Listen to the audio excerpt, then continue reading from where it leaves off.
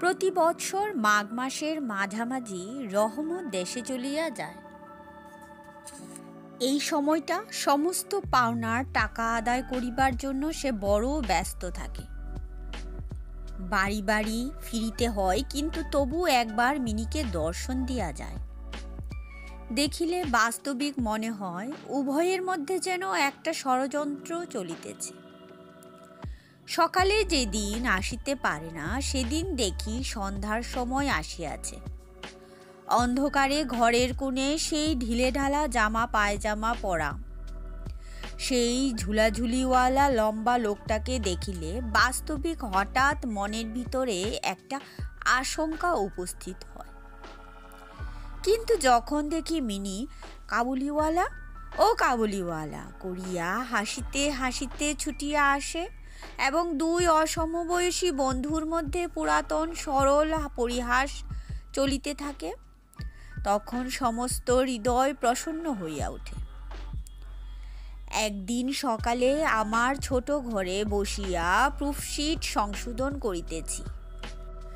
বিদায় লইবার পূর্বে আজ দিন 2-3 দিন হইতে শীতটা খুব কনকনে হইয়া উঠিয়াছে। চারিদিকে একেবারে হিহিকার পড়িয়া গেছে। জানালা ভেদ করিয়া সকালের রৌদ্রটি টেবিলের নিচে আমার পায়ের উপর আসিয়া পড়িয়াছে। সেই উত্তাপটুকু বেশ মধুর বোধ হইতেছে। বেলা বোধ করি 8টা হইবে। মাথায় গলবন্ধ জড়ানো উষাচরগণ প্রাতর্ভ্রমণ সমাধা করিয়া প্রায় সকলে ঘরে ফিরিয়া আসিয়াছে। এমন সময় রাস্তায় ভারী একটা গোল শোনা গেল। চাহিয়া দেখি আমাদের রহমতকে 2 পাহারাওয়ালা বাঁধিয়া লইয়া আসিতেছে। তাহার পশ্চাতে কৌতূহলী ছেলের দল চলিয়াছে। রহমতের গাত্রবস্ত্রে রক্তচিহ্ন এবং একজন পাহারাওয়ালার হাতে রক্তাক্ত ছোরা। আমি দ্বারের বাহিরে গিয়া পাহারাওয়ালাকে দাঁড় করাইলাম। জিজ্ঞাসা করিলাম, ব্যাপারটা কি? কিয়দংশ তাহার কাছে, কিয়দংশ রহমতের কাছে শুনিয়া জানিলাম যে আমাদের প্রতিবেশী একজন লোক রামপুরি চাদরের জন্য রহমতের কাছে কিঞ্চিত ধারিত। মিথ্যাপূর্বক সেই দেনা সে অস্বীকার করে এবং তাহাই লইয়া বচসা করিতে করিতে রহমত তাহাকে এক ছুরি বসাইয়া দিয়াছে। রহমত সেই মিথ্যাবাদীর উদ্দেশ্যে নানারূপ অশ্রাব্য গালি দিতেছে। এমন সময় কাবুলিওয়ালা ও কাবুলিওয়ালা করিয়া ডাকিতে ডাকিতে মিনি ঘর হইতে বাহির হইয়া আসিল। রহমতের মুখ মুহূর্তের মধ্যে কৌতুক হাস্যে প্রফুল্ল হইয়া উঠিল। তাহার স্কন্ধে আজ ঝুলি ছিল না, সুতরাং ঝুলি সম্বন্ধে তাহাদের অভ্যস্ত আলোচনা হইতে পারিল না। মিনি একেবারেই তাহাকে জিজ্ঞাসা করিল, তুমি শ্বশুরবাড়ি যাবে? রহমত হাসিয়া কহিল, সেখানেই যাচ্ছে। দেখিল উত্তরটা মিনির হাস্যজনক হইল না।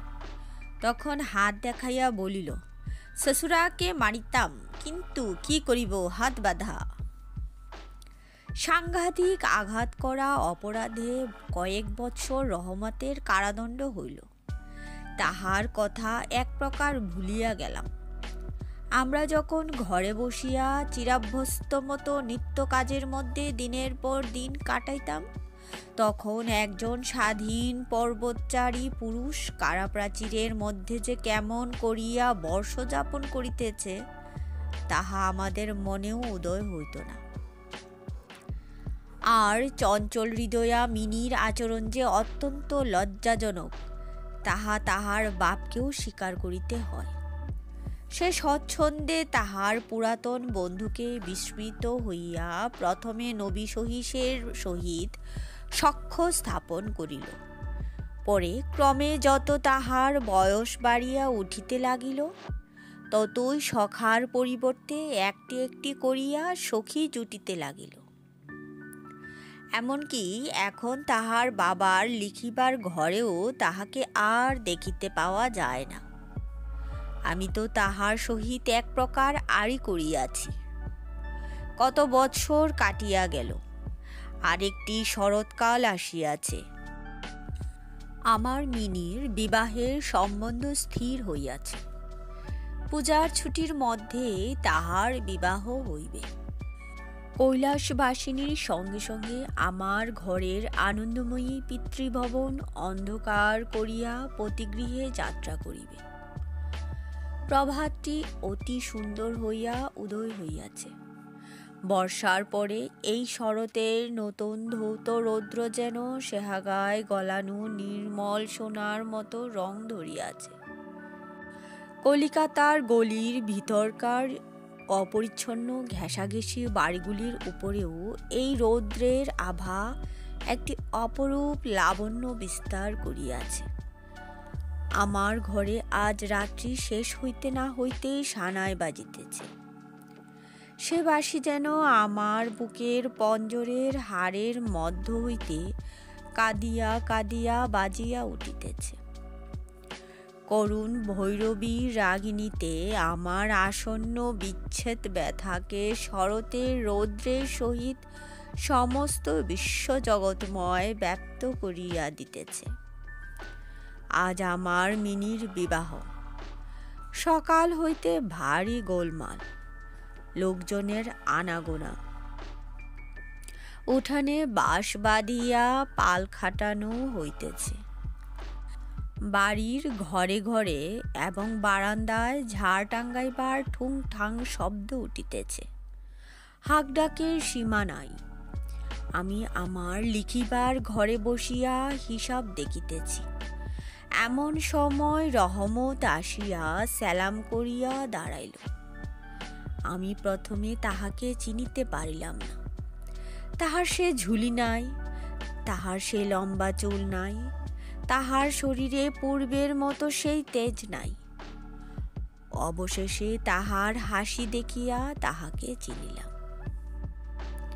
কহিলাম, কিরে রহমত, কবে আসিলি? সে কহিল, কাল সন্ধ্যাবেলায় জেল হইতে খালাস পাইয়াছি। কথাটা শুনিয়া কেমন কানে খট করিয়া উঠিল। কোনো খুনিকে কখনো প্রত্যক্ষ দেখি নাই। ইহাকে দেখিয়া সমস্ত অন্তঃকরণ যেন সংকুচিত হইয়া গেল। আমার ইচ্ছা করিতে লাগিল, আজিকার এই শুভদিনে এ লোকটা এখান হইতে গেলেই ভালো হয়। আমি তাহাকে কহিলাম, আজ আমাদের বাড়িতে একটা কাজ আছে, আমি কিছু ব্যস্ত আছি, তুমি আজ যাও। কথাটা শুনিয়াই সে তৎক্ষণাৎ চলিয়া যাইতে উদ্যত হইল।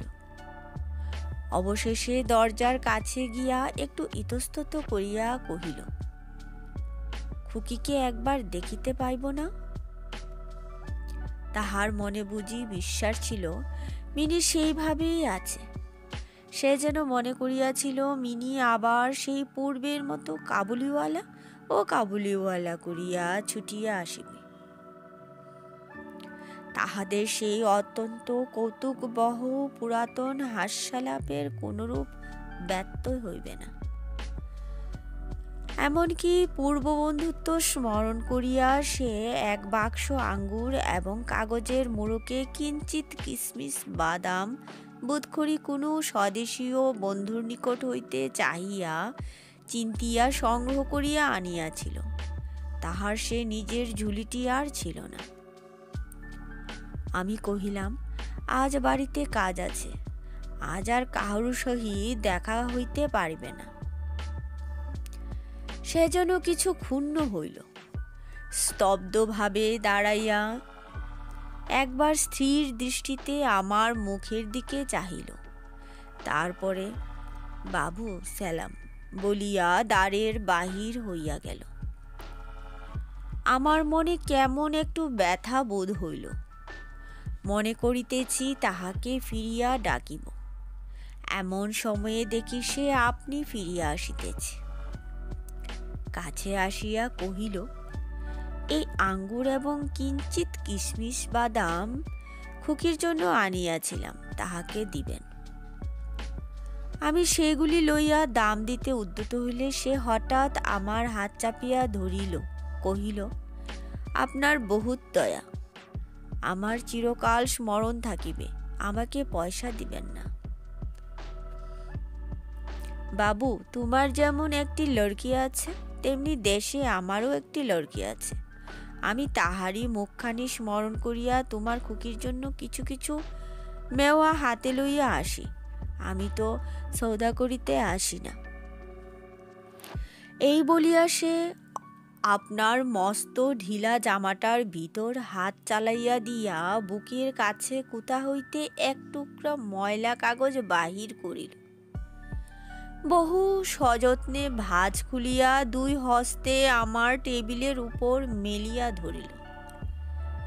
দেখিলাম কাগজের উপর একটি ছোট হাতের ছাপ। ফটোগ্রাফ নহে, তেলের ছবি নহে। হাতে খানিকটা ভূষা মাখাইয়া কাগজের উপরে তাহার চিহ্ন ধরিয়া লাগাইয়াছে। কন্যার এই স্মরণ চিহ্নটুকু বুকের কাছে লইয়া রহমত প্রতি বৎসর কলিকাতার রাস্তায় মেওয়া বেচিতে আসে, যেন সেই সুকোমল ক্ষুদ্র শিশু হস্তটুকুর স্পর্শখানি তাহার বিরাট বিরহী বক্ষের মধ্যে সুধা সঞ্চয় করিয়া রাখে। দেখিয়া আমার চোখ ছল ছল করিয়া আসিল। তখন সে যে একজন কাবুলি মেওয়াওয়ালা আর আমি যে একজন বাঙালি সম্ভ্রান্ত বংশীয়, তাহা ভুলিয়া গেলাম। তখন বুঝিতে পারিলাম সেও যে, আমিও সে। সেও পিতা, আমিও পিতা। তাহার পর্বত গৃহবাসিনী ক্ষুদ্র পার্বতীর সেই হস্তচিহ্ন আমার মিনিকে স্মরণ করিয়া দিল।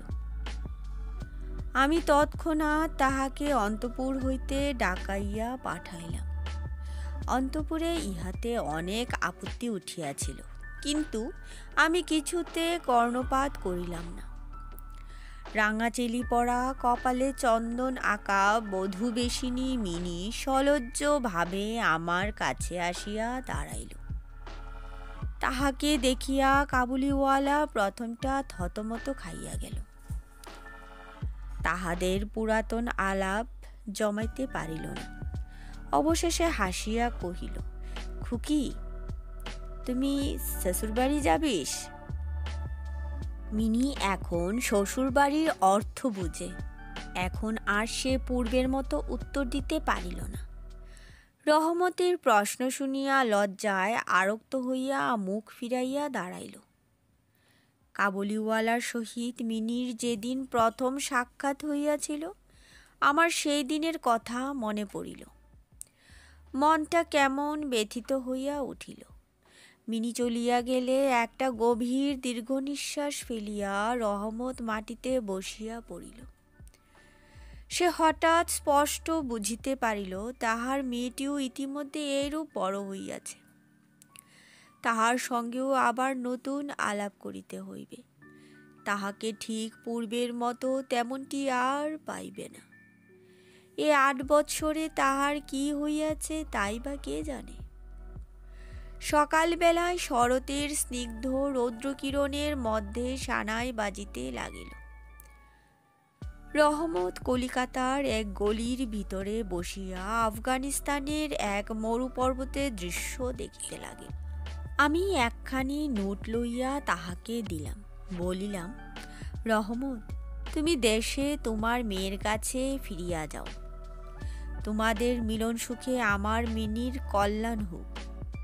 এই টাকাটা দান করিয়া হিসাব হইতে উৎসব সমারোহের দুটো একটা অঙ্গ ছাটিয়া দিতে হইল।